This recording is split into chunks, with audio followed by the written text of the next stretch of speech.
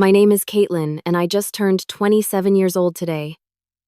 What should have been a happy celebration at an upscale Chicago restaurant quickly turned into the most shocking moment of my life. While my parents nervously watched my billionaire grandfather Walter, who rarely shows up at family gatherings, smiled warmly and asked, "Is the apartment comfortable?" When I replied, "What apartment?" my parents literally froze in their seats.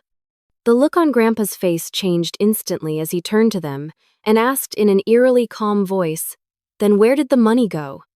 If you're watching this from somewhere around the world, make sure to hit like and subscribe to hear about the family betrayal that completely changed my life and taught me who I could really trust. Before everything fell apart that night, I was living what I thought was a normal life.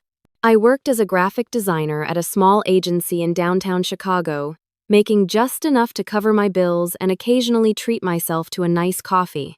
My apartment was nothing special, a 2-bedroom in a slightly run-down building that I shared with my roommate Olivia. The rent was steep, even split between us, but that was city living for you. Our place had character, though, with mismatched furniture we had collected over the years, and walls covered in art prints and photographs. Despite having a billionaire grandfather, I was proud of making my own way. My parents, Harold and Diane, lived a comfortable, upper-middle-class life in the suburbs. They had a 5-bedroom house with a pool and took lavish vacations twice a year. I always assumed they were doing well because my dad had a senior position at an insurance company and my mom worked in real estate. They never offered financial help, always emphasizing the importance of working for what you want. When I graduated from art school 4 years ago with nearly $70,000 in student loans, they congratulated me on taking my first steps into adulthood. While other parents helped with down payments or covered a few months of rent to help their kids get started, mine handed me a copy of Dave Ramsey and told me building character through struggle was important. I never resented them for it, not really. I was determined to prove I could make it on my own. But there were times when things got really tight that I wondered why they seemed so reluctant to help, especially when they would show up in a new luxury car or talk about the kitchen remodel they were planning. Grandpa Walter was an enigma to me. He had built his fortune in real estate development, starting with nothing and eventually creating one of the largest property companies in the Midwest. He was stern, intimidating, and rarely attended family functions. When he did show up, everyone walked on eggshells around him. But despite his gruff exterior, he always had a soft spot for me. On the rare occasions we spoke, he would ask thoughtful questions about my design work and actually listen to my answers. My cousin Natalie was the only one in our generation who seemed to have benefited from the family wealth. She had a trust fund that gave her a very comfortable lifestyle. She never worked a day in her life, but constantly posted photos from exotic locations and high-end restaurants on social media. Whenever we were at family gatherings together, she would talk about her latest shopping spree or vacation in a way that felt deliberately designed to highlight the differences in our situations. The week before my birthday had been particularly rough. The design agency I worked for lost a major client, and I was among the 5 employees who got laid off. With just enough savings to cover maybe 2 months of expenses, I was panicking about how I would make rent while searching for a new job in a competitive field. When my parents called to insist on taking me out for a fancy birthday dinner, I tried to decline. I suggested we do something simple instead, maybe order takeout at my apartment. But they were adamant, saying 27 was a special birthday and deserved a proper celebration. Looking back, their insistence makes sense now in a twisted way. There had been signs something was off, little things I brushed aside at the time. Like when I mentioned possibly going back to school for a master's degree and my dad immediately shut down the conversation saying I already had enough student debt. Or how my mom would quickly change the subject whenever I talked about my financial struggles. There were hushed phone conversations that would stop when I entered the room and strange tension whenever Grandpa Walter was mentioned. A few months earlier, I had caught my mom looking at properties in Panama online. When I asked if they were planning a vacation, she quickly closed her laptop and said she was just daydreaming. My dad had also been making odd comments about how we might not see each other as often in the future because they were thinking about traveling more. The morning of my birthday, Olivia gave me a handmade card and a small potted plant she knew I had been eyeing at the local nursery. We had been friends since college, and she knew better than anyone how hard I had been working just to stay afloat. As I got ready for dinner with my parents that night, she helped me put together an outfit that would look nice but was still within my limited wardrobe. I would never have guessed that in just a few hours, everything I thought I knew about my family would be shattered beyond repair. Or that the financial struggles I had been facing for years were completely unnecessary. As I applied my mascara and put on my only pair of decent earrings, I had no idea I was about to discover the most painful betrayal imaginable. The restaurant my parents chose for my birthday dinner was one of those places where the menu has no prices listed, which immediately made me uncomfortable.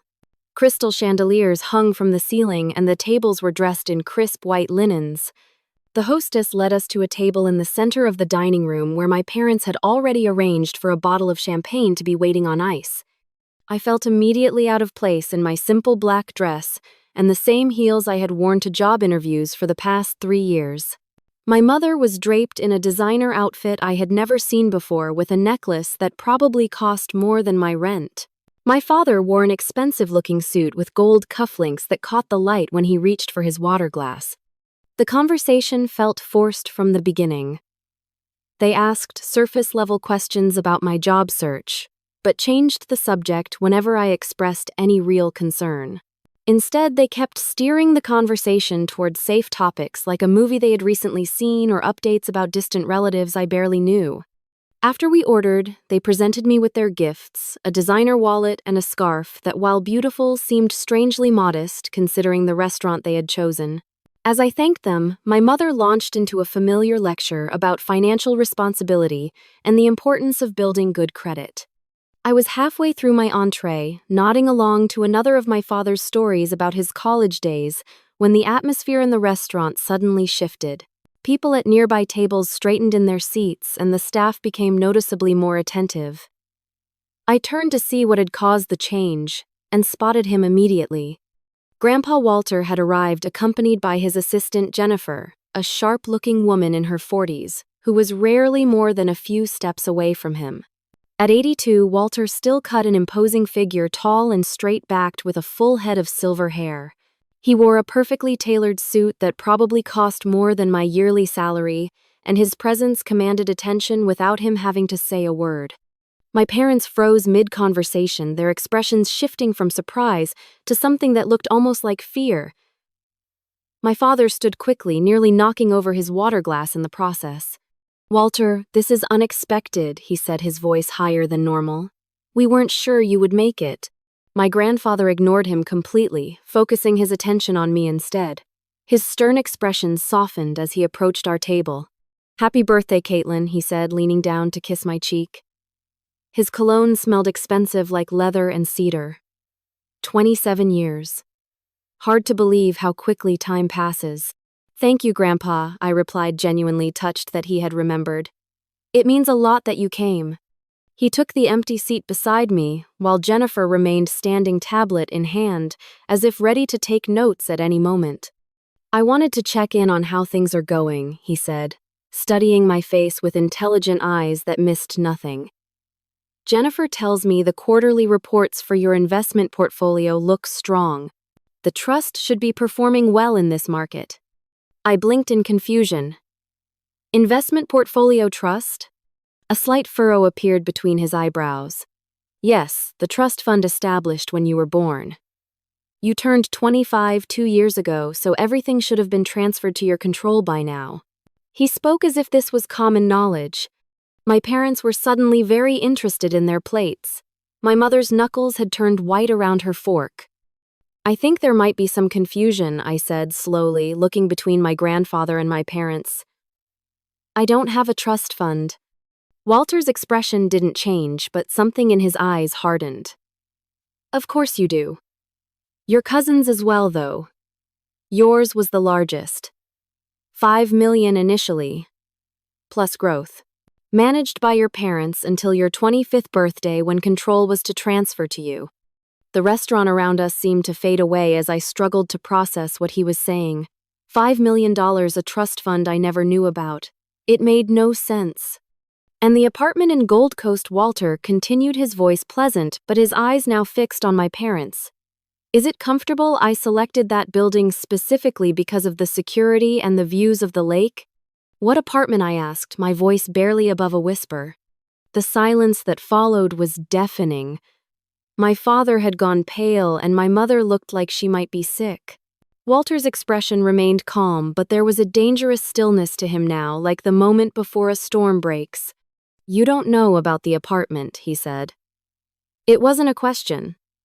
The 2-bedroom corner unit in the Lakeside Tower, purchased 2 years ago as your 25th birthday present. I shook my head slowly, my mind racing to make sense of what was happening. Walter turned to my parents with deliberate slowness, his voice dropping to a quiet tone that was somehow more frightening than if he had shouted. Then where did the money go? My father started to speak, a tremor in his voice. Walter, there's been a misunderstanding. We can explain everything. I sincerely hope so, my grandfather replied, his tone making it clear he didn't believe there was any explanation that would satisfy him. He turned to his assistant. Jennifer, please call Stanley and have him meet us here immediately. Already done, sir, Jennifer replied efficiently. He was at a dinner nearby and should arrive within 10 minutes. I've also contacted security at the office to pull all the relevant financial records. The other diners were openly staring now the drama at our table, apparently more interesting than their expensive meals. A waiter hovered nearby, unsure whether to approach.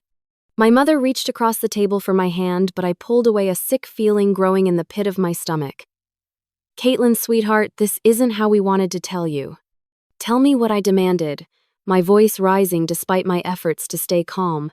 That I have a trust fund and an apartment I never knew about, or that somehow you kept them from me. My father glanced nervously around at the other diners. This isn't the place to discuss family matters. I agree, Walter said coldly. Jennifer, please arrange for a private room. He turned to me, his expression softening slightly. Kaitlyn, I promise you will get answers tonight. All of them.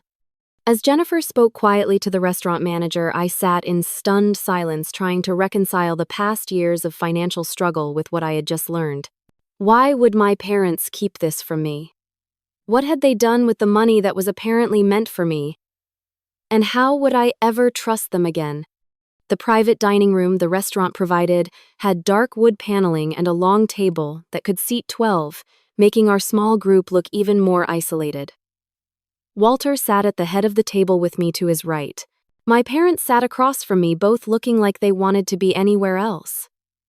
Jennifer positioned herself near the door tablet, ready, her face professionally blank. We were joined shortly by Stanley Thornton, my grandfather's longtime attorney, a balding man with sharp eyes behind wire-rimmed glasses.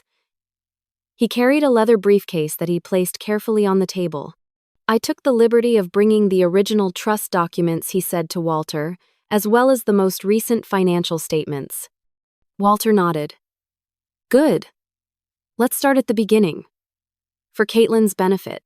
Stanley cleared his throat and addressed me directly. When you were born, your grandfather established a trust fund in your name with an initial deposit of $5 million. The terms were straightforward. The trust would be managed by your parents as trustees until your 25th birthday, at which point control would transfer entirely to you.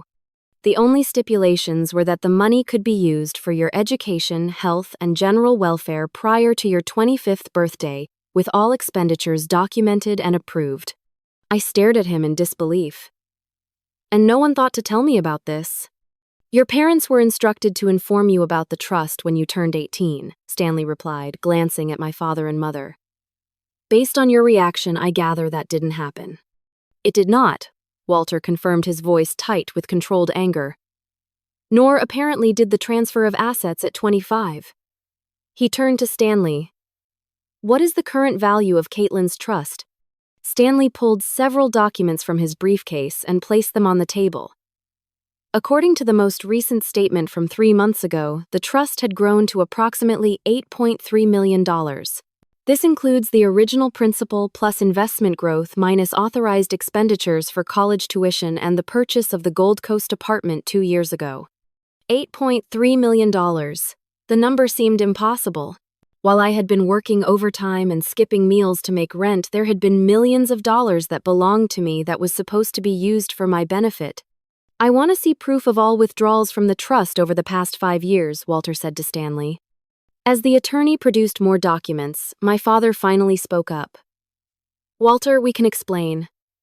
There were investments that didn't perform as expected. The money is just temporarily allocated elsewhere. Allocated where exactly? Walter asked with dangerous calm. My mother jumped in. Harold, just tell the truth. She turned to Walter with tears in her eyes. There were some financial difficulties after the recession. We had to make some adjustments. By stealing from your daughter, Walter's voice was ice cold. It wasn't stealing, my father protested weakly. We're her parents. We were looking out for her best interests. I found my voice at last. By letting me struggle with student loans in a tiny apartment with a roommate while you lived in a 5-bedroom house with a pool, by watching me stress about making rent while you bought new cars and went on luxury vacations, how exactly was that in my best interest? Jennifer quietly placed a glass of water in front of me. I hadn't realized I was shaking until I tried to pick it up and nearly spilled it. Stanley had been examining the financial records with a growing frown. There appeared to be numerous unauthorized withdrawals beginning approximately 7 years ago, large sums transferred to personal accounts belonging to Harold and Diane. He looked up, his expression grim. Based on my preliminary review, it appears that all but approximately $300,000 has been diverted from the trust. The room went silent. $8 million reduced to $300,000. I felt physically ill. Where is the money now? Walter asked, his calm voice belying the fury evident in his eyes. My father looked down at his hands. Some of it went to pay off our mortgage. Some for cars, renovations to the house, investments in Diane's real estate business. Vacations, my mother added quietly. The house in Florida. Memories flashed through my mind, painful in their new context. My parents declining to help with my security deposit on my first apartment after college. Telling me that my student loan burden was good character building when I expressed anxiety about the payments. My mother showing off her new Mercedes while I took the bus to work because I couldn't afford car payments. All while they had access to millions of dollars that was meant for me. You let me struggle, I said, my voice barely above a whisper. All those years, all those sleepless nights worrying about money. You watched me work 2 jobs during college. You saw how stressed I was about being laid off last week. My voice grew stronger with my anger. And you had my money the whole time. You were living off my trust fund, while letting me think I was on my own. It wasn't like that. My mother insisted, tears streaming down her face now. We always intended to pay it back. Things just got out of hand. Out of hand, I repeated incredulously. You stole nearly $8 million from me. Walter placed a steadying hand on my arm. Jennifer, please call Detective Ramirez. I believe he's still with the Financial Crimes Unit. Walter, no, my father exclaimed. There's no need to involve the police. This is a family matter. Theft is a criminal matter, Walter replied coldly. Particularly at this scale. Please, my mother begged.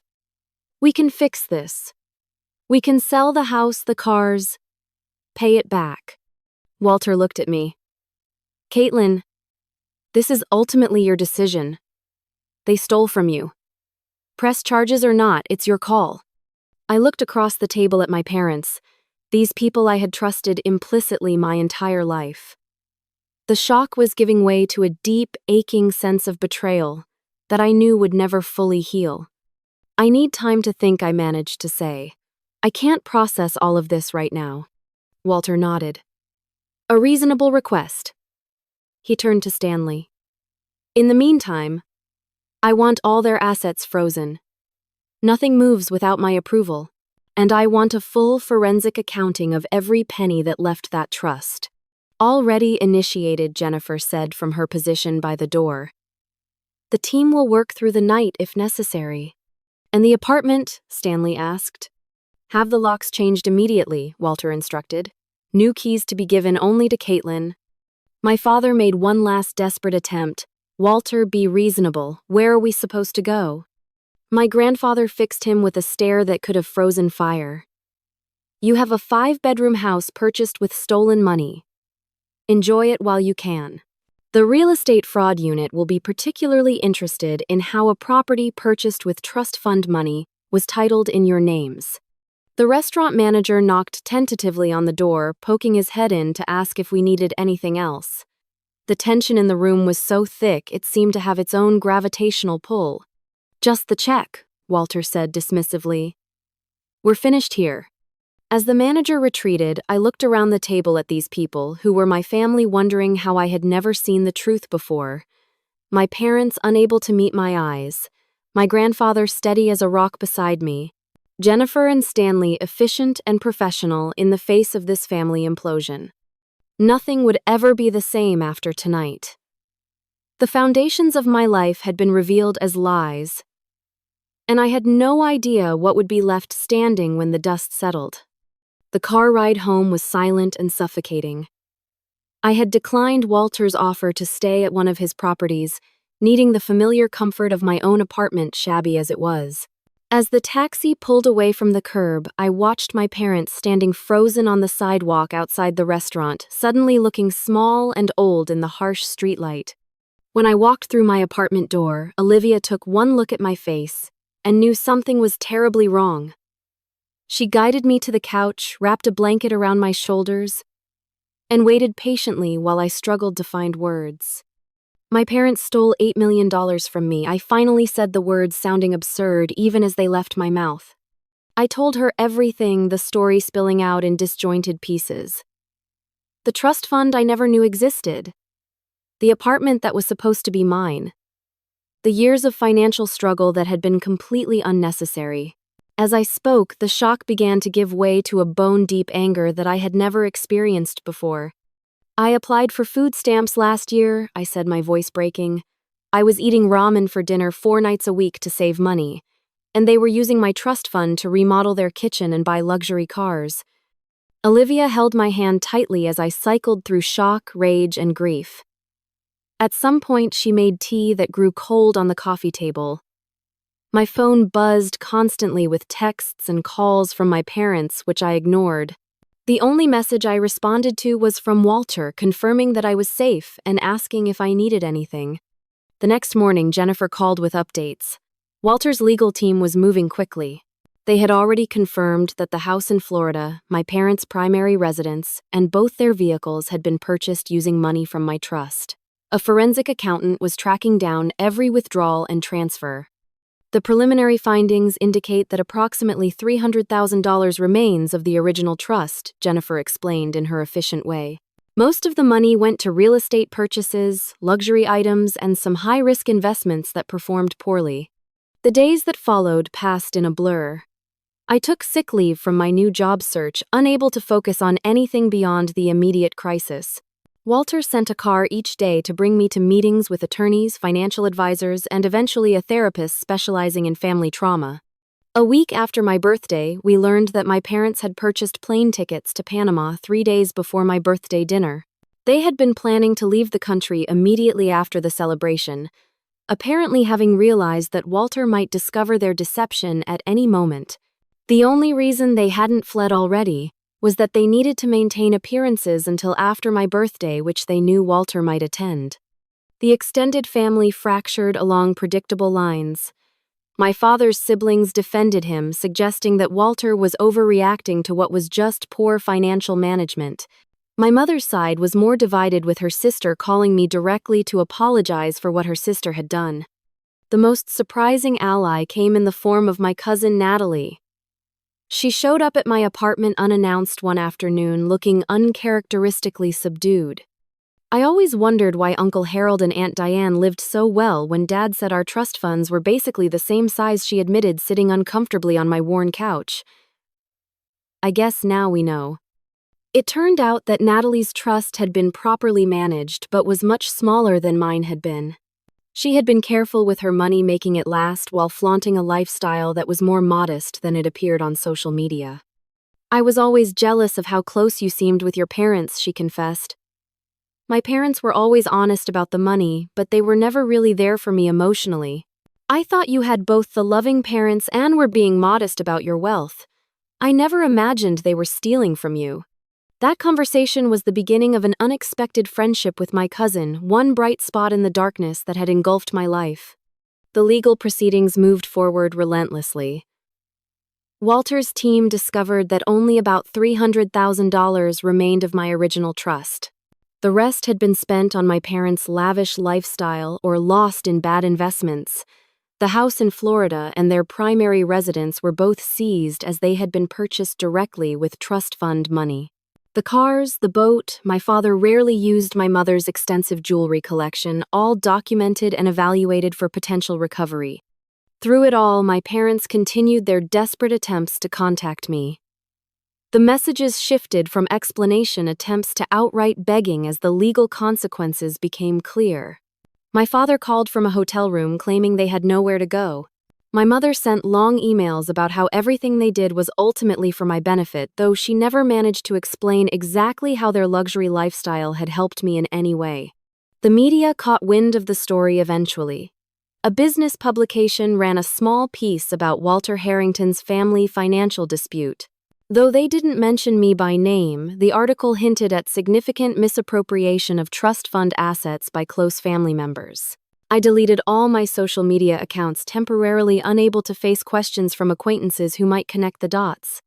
The worst part was the constant gnawing feeling of guilt that plagued me despite being the victim. Had I somehow driven my parents to this? Should I have noticed something was wrong? Was I overreacting by allowing Walter's legal team to pursue them so aggressively? The therapist Walter had arranged for me explained that this was a common response for victims of familial betrayal, but understanding the psychology didn't make the feelings any less real. After 3 weeks of living in a fog of legal meetings and emotional turmoil, Walter invited me to dinner at his penthouse. The space was surprisingly warm and comfortable despite its obvious luxury. He fixed us both drinks himself, dismissing the staff for the evening to give us privacy. "I want you to know that none of this is your fault," he said, looking at me directly. "Your parents made their choices. They betrayed not only you, but the trust I placed in them." "I keep thinking I should have known," I admitted. "There were signs." "You had no reason to suspect your own parents of stealing from you," Walter replied firmly, "especially when you didn't even know the money existed." That night, Walter showed me photographs I had never seen before. My grandmother, who had died when I was too young to remember her. Walter as a young man building his first development. My mother as a child sitting on Walter's shoulders at a park. "Family is complicated," he said, his voice softer than I had ever heard it.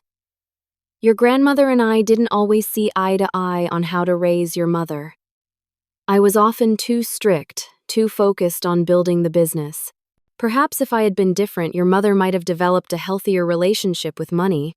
It was the closest thing to vulnerability I had ever seen from my grandfather, and it helped me begin to understand that the betrayal had layers beyond my own pain. My parents had not only stolen from me, they had betrayed the father who had tried to secure his granddaughter's future. 1 month after my birthday, I finally agreed to meet with my parents. The legal mediation was scheduled at Walter's attorney's office, a sleek space in a downtown high-rise that made my parents look even more out of place than they already felt to me. They had visibly aged in the past month. My father's face was gaunt, with dark circles under his eyes. My mother's hands trembled slightly as she clutched her purse. They were dressed in clothes I didn't recognize, more modest than their usual attire. I later learned they had been forced to sell much of their designer wardrobe. The conference room was intimidatingly large for our small group. Walter sat beside me with Stanley and 2 other attorneys from his team nearby. My parents had a single lawyer, a nervous-looking man who kept shuffling his papers. The financial forensics team presented their findings with clinical precision. Charts and graphs detailed the systematic draining of my trust over 7 years. What had begun as borrowing small amounts had escalated to major withdrawals. The money had funded their house purchase, cars, expensive vacations, my mother's failed attempt to start a luxury real estate agency, and my father's disastrous foray into day trading. As the evidence mounted, my father's posture became increasingly defensive, while my mother simply stared at the table, occasionally wiping away tears. When the presentation concluded, Walter spoke directly to my parents. "The forensic accounting is complete. We know exactly where every dollar went. The only question remaining is whether this proceeds as a civil matter or whether criminal charges will be filed." My parents' attorney cleared his throat. "My clients are prepared to cooperate fully. They understand the gravity of their actions and wish to make amends to the extent possible." "Amends," I repeated, speaking for the first time since the meeting began. "You stole my future. You watched me struggle while you lived off money that was meant for me. How exactly do you plan to make amends for that?" My father couldn't meet my eyes. "Kaitlyn, we never meant for things to go this far. It started small, just borrowing a little, to get through a rough patch. Then it became easier to take a little more and a little more. We convinced ourselves we deserved it," my mother added quietly. "For raising you, for all the sacrifices we made as parents. We told ourselves we would pay it back before you ever needed to know." "And the apartment?" I asked. "The one Grandpa bought for me 2 years ago, what was your plan there?" They exchanged guilty glances. My father sighed heavily. "We were renting it out. The income was going into our account." The betrayal felt fresh all over again. While I had been sharing a cramped apartment with a roommate, they had been collecting rent on a luxury property that was supposed to be mine. Walter placed a steadying hand on my shoulder before addressing my parents. "Here are your options. Option 1. You sign over all remaining assets purchased with trust fund money, cooperate fully with recovery efforts, and agree to a structured repayment plan for what cannot be recovered immediately. In exchange, Kaitlyn agrees not to press criminal charges." My parents nodded eagerly. "Option 2, Walter continued, his voice hardening. You continue to obfuscate and defend your actions, in which case we proceed with criminal charges for fraud, embezzlement, and theft. The evidence is overwhelming. You would both face significant prison time." "We choose option 1, my father said quickly. "We'll cooperate completely." Walter looked to me. "Kaitlyn, the decision is yours." I studied my parents, these people who had raised me, who had tucked me in at night and cheered at my graduations. These same people who had systematically stolen my inheritance while watching me struggle. The conflicting emotions were overwhelming. "I don't want them in prison," I finally said. "But I want every penny recovered that can be recovered.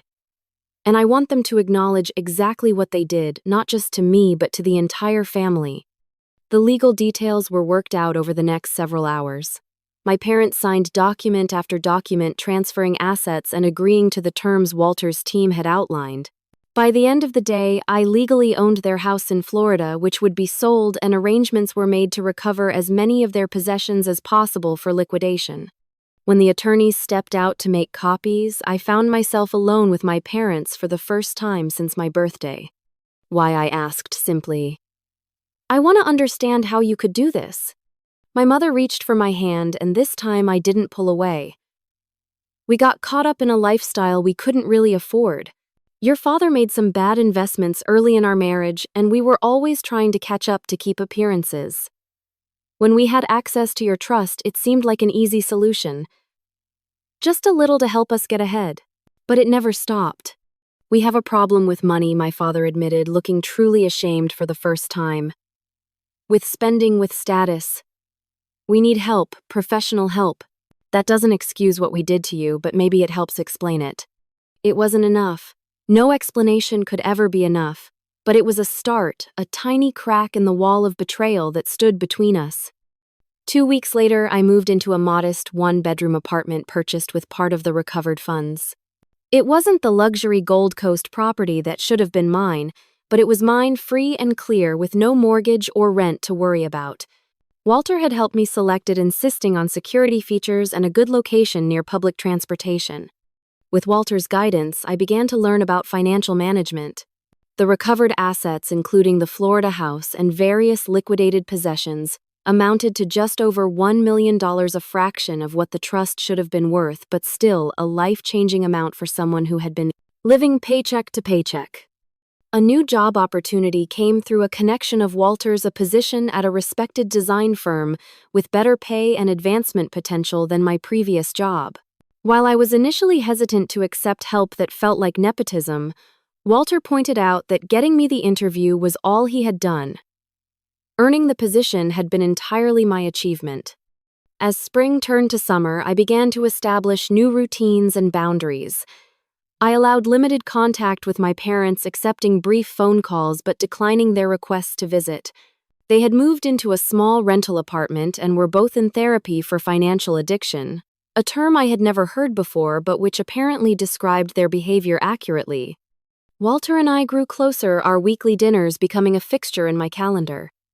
He taught me about investments and business with the same precision and attention to detail that had made him successful.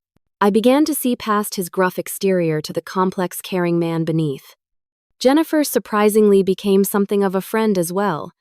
Having worked for Walter for over 15 years, she had stories about him that humanized him in ways I had never expected. She also proved to be an excellent mentor for professional development, helping me navigate office, politics, and career planning with her characteristic efficiency. Most unexpected was the reemergence of Thomas, a friend from college I had lost touch with. He reached out after seeing me at a coffee shop near my new apartment, and our reconnection felt like finding an anchor in stormy seas. He had no connection to my family drama, no preconceived notions about who I should be. With him, I could just be Kaitlyn, not the victim of a high-profile family betrayal. As summer faded into fall, I began to feel something I hadn't experienced in months: hope. Not just for financial stability, but for rebuilding a life that was authentically mine, founded on truth rather than deception. 6 months after the revelation that changed everything, I found myself thriving in ways I would never have predicted. My position at the design firm had evolved from a basic graphic designer role to leading a small team working on a major rebranding project for a national client. The creative director had taken notice of my work and increasingly sought my input on high-profile assignments. Walter had helped me establish a proper financial foundation with the recovered funds. The approximately $1.2 million had been carefully invested with a portion set aside for immediate security.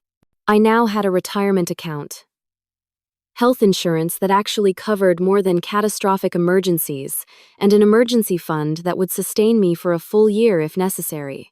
For someone who had spent years counting pennies and worrying about unexpected expenses, the security was almost disorienting.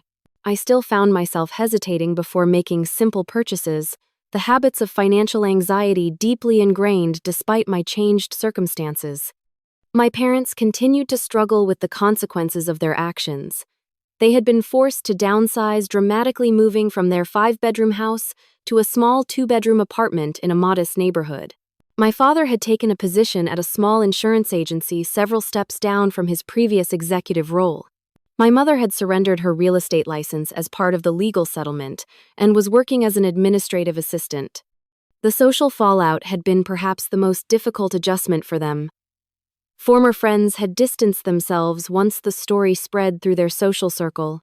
They were no longer invited to the country club events and charity galas that had once been the center of their social calendar. After months of limited contact, I agreed to meet them for coffee at a neutral location. They arrived early, visibly nervous, bearing no gifts or overtures beyond their evident desire to reconnect. "We've been working with our therapist on making amends," my mother explained, her hands wrapped tightly around her coffee cup. "Not just to you, but to Walter, to ourselves. We understand that we can't undo what we did. We're establishing boundaries with money," my father added. "Separate accounts, strict budgets, accountability partners. It's like being in recovery from any other addiction." I listened more than I spoke, observing the changes in them. There was a humility that had never been present before, an absence of the designer labels and status symbols that had once seemed so essential to their identity. Before we parted, my mother asked hesitantly if we could establish regular contact, perhaps a monthly lunch. I agreed to consider it, unwilling to commit but no longer completely closed to the possibility of a carefully constructed relationship. Walter had suffered a minor health scare in early fall, a warning from his doctor about his blood pressure that had resulted in lifestyle modifications and a reduced work schedule. The brush with mortality had softened him further, making him more reflective about family relationships despite the pain of betrayal. "Your grandmother always said that family was worth fighting for," he told me during one of our weekly dinners. "Not worth sacrificing your self-respect or safety, but worth the effort of understanding and forgiveness when possible." I was learning from Walter not just about financial management, but about resilience in the face of betrayal. He had been deeply hurt by my parents' actions, yet he maintained a steady presence in my life, never allowing his disappointment in them to affect his relationship with me. With Walter's encouragement, I had started a small side business in graphic design consulting, working with startup companies that couldn't afford full-service agencies. The work was challenging and rewarding, allowing me to build something that was entirely my own, independent of family connections or recovered funds. My confidence was growing not just professionally, but personally. The therapy sessions that had begun as crisis management had evolved into a valuable tool for examining patterns and building healthier relationships. I was learning to trust my own judgment again, to recognize that I had been a victim not because of any failure on my part, but because those I trusted had made terrible choices. An unexpected development came in the form of a surprise dinner arranged by Walter 6 months to the day after my fateful birthday. He reserved a private dining room at a restaurant, even more exclusive than the one where our family had imploded. But this time, the atmosphere was entirely different. When I arrived, I found not just Walter, but also Jennifer Stanley, my cousin Natalie, and even Thomas, all gathered to celebrate what Walter called my half-birthday. "6 months ago, your life changed in ways no one could have predicted," Walter said, raising a glass in toast. "Tonight we celebrate not what was lost, but what you have built from the ashes." After dinner, Walter presented me with a small box. Inside was a key and a deed to a new apartment, modest but in a secure building with a short commute to my office. The Gold Coast property was sold as part of the recovery efforts, he explained. "This one is entirely yours, purchased with recovered funds, but selected specifically for your current life, not the one that was taken from you." The gesture moved me to tears, not because of the material value, but because it represented a clean break with the past, a fresh start untainted by betrayal. My relationship with Natalie had evolved from cautious connection to genuine friendship. Free from the artificial competition that had characterized our earlier interactions, we discovered shared interests and complementary personalities. She had even invested in my side business, providing capital for expansion in exchange for a modest equity stake, a transaction Walter had helped structure to ensure fairness for both of us. "I always thought you had the perfect family," she confessed during a lunch date. "It's strange how we envied each other for things that weren't even real." Thomas had become more than a friend in recent months, our coffee meetings evolving into dinner dates and long conversations that often continued late into the evening. He had been present through the worst of the aftermath without trying to fix or minimize my pain, simply offering steady support and occasional necessary distraction. When he kissed me for the first time on a walk along the lakeshore near my new apartment, it felt like crossing a threshold into a part of my life untouched by the betrayal. Here was something entirely new, a relationship built on a foundation of honesty from the beginning. I had begun using a portion of my recovered funds to establish a small mentorship program for young designers from disadvantaged backgrounds, providing scholarships for software training and professional development. The program was still in its infancy, but helping others who faced financial barriers to creative careers brought a sense of purpose that transcended my personal experience. As fall turned to winter, I realized that while the betrayal would always be part of my story, it no longer defined my daily existence.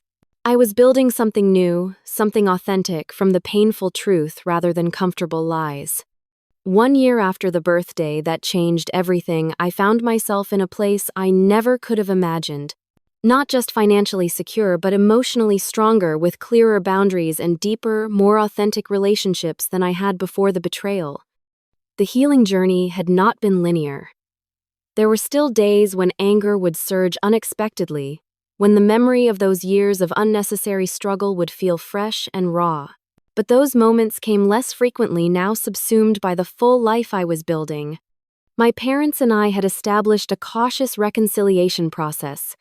We met monthly for lunch with clear boundaries and expectations. They had shown genuine remorse, continuing their therapy, and making small but consistent restitution payments that Walter's team had structured as part of their amends process. I never thought I would sit at a table with them again without feeling rage. I admitted to my therapist during one of our now bi-weekly sessions. It is not forgetting or even complete forgiveness yet, but it is something like peace. The financial education Walter had provided had transformed my relationship with money. I now managed my investments with confidence, understanding the balance between security and growth. The remaining trust funds, though far smaller than they should have been, were carefully managed to provide long-term stability while allowing me to live comfortably in the present. Walter had experienced another health scare more serious than the first that had required a brief hospitalization. The fragility of his mortality brought perspective to our family situation. Despite the betrayal, despite the legal consequences, he was still my grandfather and my parents' father. The time we had together was limited and precious, even with the shadow of past actions. During his recovery, I had spent hours at his bedside learning more about his early years, his relationship with my grandmother, his regrets and triumphs. These conversations deepened my understanding not just of him but of the complex family dynamics that had contributed, though never excused my parents' actions. My design career had flourished, with my side business growing to the point where I was considering whether to pursue it full-time. I had hired 2 junior designers to help with the increasing client load and a business manager to handle the administrative aspects that I had little interest in. The mentorship program had expanded as well, with 5 young designers now receiving scholarships and professional guidance. Watching them grow in confidence and skill brought a satisfaction unlike anything I had experienced professionally before. Thomas and I had grown steadily closer, our relationship built on a foundation of transparency that I now recognized had been missing from most of my previous relationships, familial and romantic alike. He had his own apartment but spent most nights at mine, our lives intertwining in a way that felt natural and unforced. "You know what amazes me most about you," he said one evening as we cooked dinner together in my kitchen. "How you've taken something that could have made you bitter and turned it into growth instead." The apartment had truly become my home, filled with art and books that reflected my taste, decorated in colors that brought me joy. It was modest compared to what might have been mine, had the trust remained intact, but it was fully mine in a way the Gold Coast property never would have been. My cousin Natalie and I had developed a genuine friendship that had surprised us both. The artificial competition that had characterized our earlier relationship had given way to mutual support and understanding. She had even joined the board of the mentorship program, contributing both funds and connections. On the anniversary of the revelation, I hosted a small gathering at my apartment. Walter was there, looking frailer than I like to admit, but still sharp as ever. Natalie and Thomas Jennifer, and a few close friends from work. Notably absent were my parents, not because they weren't invited, but because they had recognized that this particular milestone was not one they should be part of.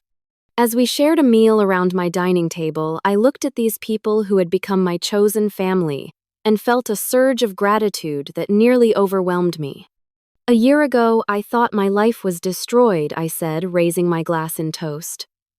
"What I've learned since then is that when the foundation is revealed to be false, you have the opportunity to build something true in its place."